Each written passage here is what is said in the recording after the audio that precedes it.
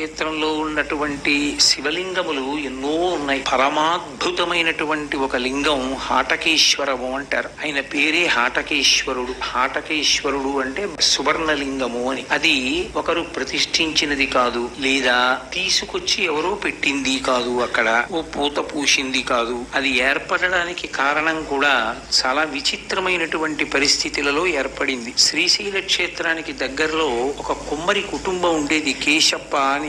ఆయన కుండలు చేసుకుని జీవిస్తూ ఉండేవాడు. కుండలు చేసుకునేటటువంటి వృత్తిలో ఉన్నప్పటికీ ఎంతటి శివభక్తుడంటే ఏదో మల్లికార్జున స్వామి దర్శనం చేసుకుని తరించిపోవడం ఆయన ఉద్దేశ్యం కాదు. మల్లికార్జున స్వామిని దర్శించడానికి వెళ్ళేటటువంటి భక్తులు కాలినడకన వెడుతుండేవారు. పూర్వం అన్ని మైళ్ళ దూరం నడిచి వెళ్లి మల్లికార్జునుణ్ణి సేవించి దర్శించి తరించి కిందకు వస్తుండేవారు. ఆ వెళ్లేవాళ్ళు కావలసినంత ఆహార సామాగ్రిని పట్టుకుని వెళ్లడం కష్టం. అందుకే ఆయన ఆ తేనె పట్టులో లభించినటువంటి తేనె, శ్రీశైల అరణ్యంలో లభించినటువంటి పళ్ళు, ఇంట్లో తయారు చేసినటువంటి మజ్జిగ పట్టుకెళ్లి తాను తయారు చేసినటువంటి ముంతల్లో ఆ మజ్జిగని పోసి బాటసారులై ఆ స్వామిని దర్శించడానికి వెళ్లేటటువంటి యాత్రికుల బృందానికి మర్యాద చేసి వారికి పదార్థాలు ఇచ్చి వాళ్ళ యొక్క మార్గాయాసాన్ని పోగొడుతుండేవాడు. ఆయన యొక్క భక్తి ఎంత గొప్పది అంటే, ఒక సంవత్సరం ఆ 4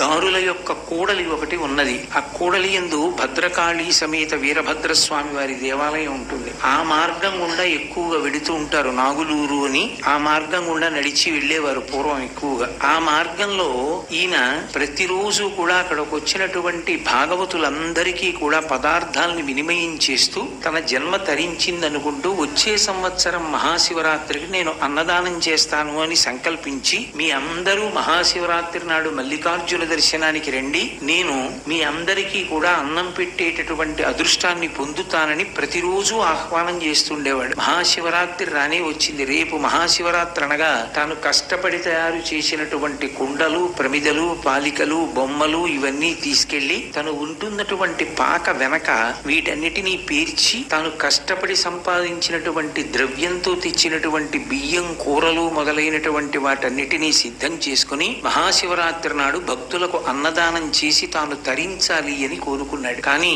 ఆ పక్క ఊర్లో ఉండేటటువంటి కొంతమంది భూస్వాములు, పెద్దలు, ఏమీ తెలియనటువంటి వాడు ఒక కుమ్మరివాడు తను కష్టపడి సంపాదించి భాగవతోత్తములకు సేవ చేసి ఇంత పుణ్యాన్ని, పేరు ప్రతిష్టల్ని సంపాదించడమా అని అసూయ చెంది ఆ రాత్రికి రాత్రి కర్రలు పట్టుకుని వెళ్లి ఆ కేశప్పని కొట్టి ఆ చుట్టూ పెట్టినటువంటి కుండలన్నీ బద్దలగొట్టేసి అతను అన్నదానానికి సిద్ధం చేసుకున్నటువంటి సంభార